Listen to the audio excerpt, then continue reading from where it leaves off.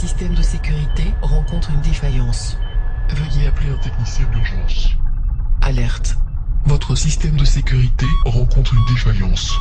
Veuillez appeler un technicien d'urgence.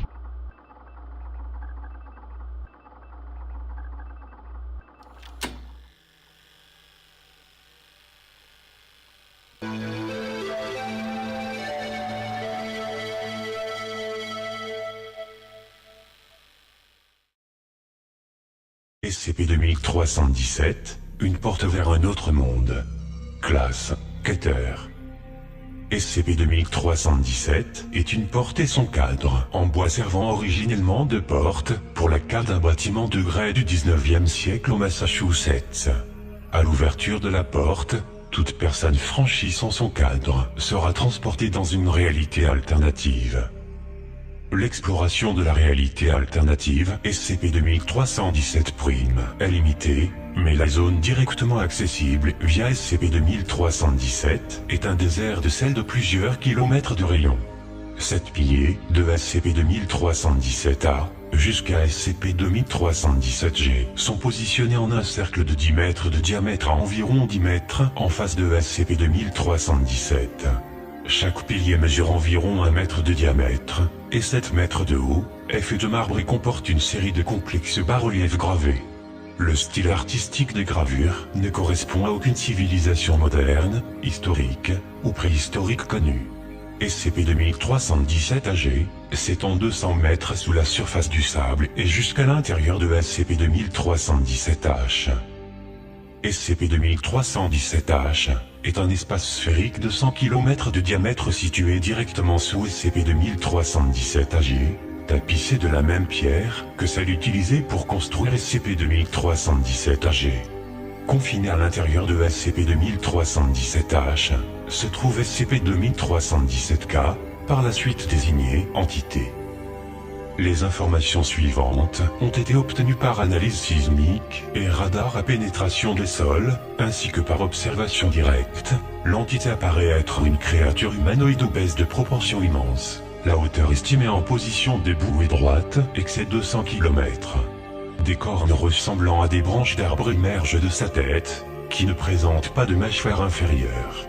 L'intégralité du corps est couverte de millions d'écailles placoïdes se chevauchant. 7 lourds crochets sont incrustés dans le dos de l'entité, chacun attaché à une lourde chaîne d'acier reliée à l'extrémité inférieure d'un des 7 piliers enchâssés au plafond de la chambre. Au moment de la rédaction de ce document, 6 des piliers ou chaînes ont été cassés ou endommagés, et une seule chaîne demeure intacte.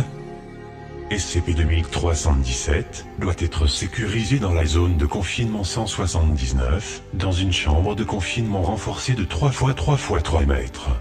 Des gardes armés doivent être en poste en permanence afin d'éviter tout accès non autorisé à l'installation. Tout le personnel assigné à SCP-2317 doit bénéficier d'un mois de soutien psychologique après 2 mois sur site. Le personnel assigné à SCP-2317 doit passer un test psychologique approfondi avant d'être autorisé à entrer sur le site. Les individus doivent obtenir au moins 72 points à l'examen d'obéissance de 1000 grammes, ne pas être mariés, ne pas avoir de descendance, et n'exprimer pas moins qu'une loyauté totale à la Fondation. Sur site, les individus assignés à SCP-2317 doivent bénéficier de casques dissimulants avec un modificateur de voix intégré afin de protéger leur identité. Les employés sur site ne doivent pas retirer le dit uniforme en présence d'autres équipiers. Les heures de permission doivent être passées seules dans les quartiers privés. Un équipier avec accréditation de sécurité 4/2317 sera désigné chaque mois comme membre de personnel classe D afin d'agir en tant qu'assistant au célébrant principal. Le personnel sans accréditation de sécurité de niveau 3 ou supérieur sera informé que l'assistant est un membre de personnel de classe D choisi parmi le pool de candidats de classe D. Toutes les personnes directement impliquées dans la procédure 220 Calabasas doivent être informées de ce fait.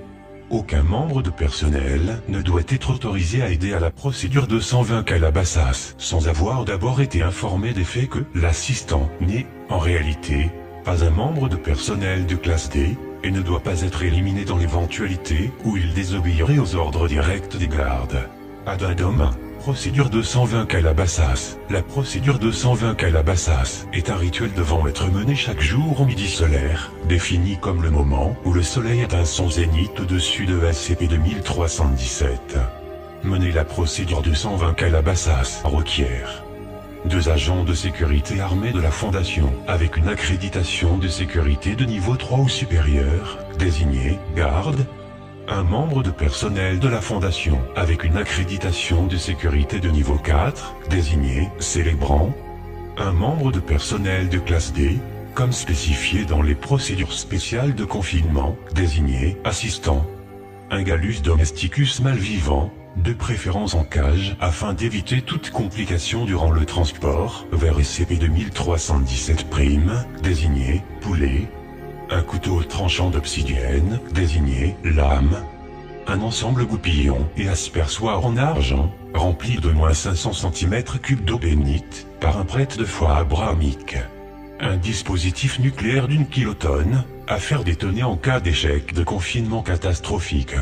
Le célébrant, les gardes, et l'assistant ouvrent SCP-2317, passent le pas, et entrent dans SCP-2317'.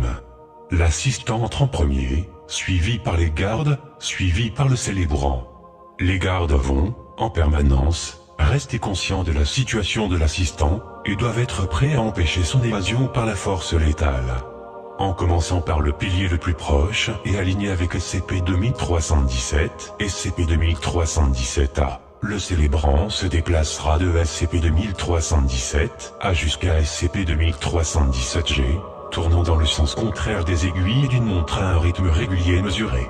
À chaque nouveau pas, le célébrant dispersera de l'eau bénite, en utilisant le goupillon et l'aspersoir, en direction du centre du cercle.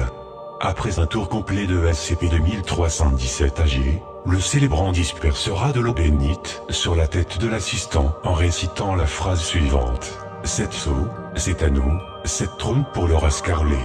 Le célébrant s'éloigne ensuite suffisamment de l'assistant, qui saisira le couteau d'obsidienne et l'utilisera pour tuer le poulet fourni comme sacrifice. Le poulet sera vidé de son sang, celui-ci étant ajouté dans l'aspersoir, puis mélangé par agitation avec l'eau bénite déjà contenue dans ce dernier. L'assistant fait ensuite le tour de SCP-2317, agi dans le sens des aiguilles d'une montre, dispersant le mélange de sang et d'eau bénite en direction du centre du cercle. Après un tour complet de SCP-2317-AG, l'assistant marche vers le centre du cercle de pierre et verse le restant de mélange de sang et d'eau sur la plaque décolorée de sel et sable au centre, en récitant la phrase suivante. Du sang pour les anciens dieux, de l'eau pour le nouveau roi. Tous les objets sont rassemblés, le couteau d'obsidienne est récupéré, et tout le personnel retraverse SCP-2317, qui est ensuite close. Un échec à tout moment dans l'exécution correcte de la procédure 220 Calabasas peut résulter dans un scénario de fin du monde de classe XK. Si quelque incident ou échec devait se produire, l'ensemble du personnel devra retraverser immédiatement SCP-2317, en refermant la porte derrière lui. La chambre de confinement sera immédiatement verrouillée, et une urgence de niveau 2 déclarée et rapportée au Conseil O5. Les instructions supplémentaires seront prodiguées au personnel sur site, selon l'ordre d'urgence Zachary, et peut inclure la détonation de la tête nucléaire du site. Addendum 2317-2, historique. SCP-2317 a été découvert pour la première fois en 1922, par... L'objet a ensuite été déplacé vers ce qui était alors nommé zone de confinement provisoire 17. L'objet a été déplacé vers la zone de confinement 179 en 1982, où il se trouve toujours lors de l'écriture de cet article.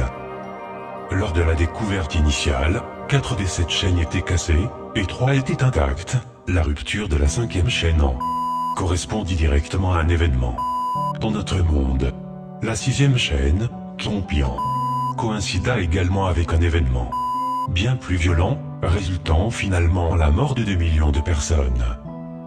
L'analyse des textes supplémentaires retrouvés au moment du confinement a permis de définir la procédure 220 Calabasas en tant que moyen efficace de maintenir le confinement jusqu'à ce qu'une méthode efficace de réparation ou de rattachement des dites chaînes soit découverte.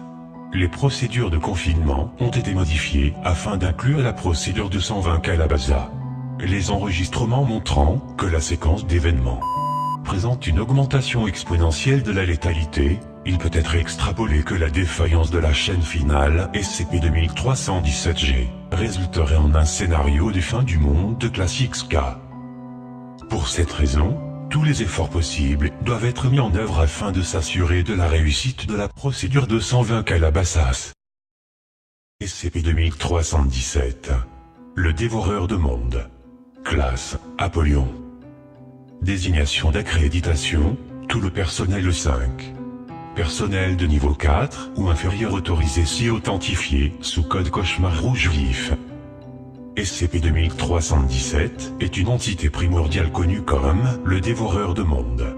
Le codex Erikesh indique qu'il a été capturé et emprisonné par des mystiques erikeshiens vers 1894 avant l'ère commune. Un extrait du passage relatif à l'objet se trouve ci-après.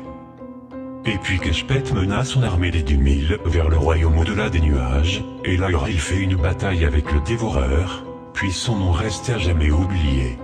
Et puis Keshpet et ses 10 000 fabriquèrent cette sournoise chaîne des eaux de Jasptar, 7e jeune marié du redoutable dévoreur, puis son nom reste à jamais oublié, et l'attachèrent à l'intérieur de la perle du père des huîtres, lui qui habite sous le miroir, de celle dans le royaume sous la mer. Et Keshpet ordonna que les portes vers le pays lointain soient scellées à jamais, pour que le redoutable dévoreur, puis son nom resté à jamais oublié, ne puisse retrouver son chemin vers notre monde. La manière dont la société de la Flèche Dorée, au XIXe siècle, put créer une porte vers l'univers Kappa Erikesh n'est pas claire, pas plus que leur raison de le faire. Ce qui est clair est que les dommages aux 4 premières chaînes qui emprisonnent le dévoreur étaient accidentels. Au moment où notre fondateur prit possession de l'objet suite à la dissolution de la société, l'organisation avait plusieurs fois fait faillite en tentant désespérément de réparer les dommages causés. Procédure de confinement spéciale, non pertinent.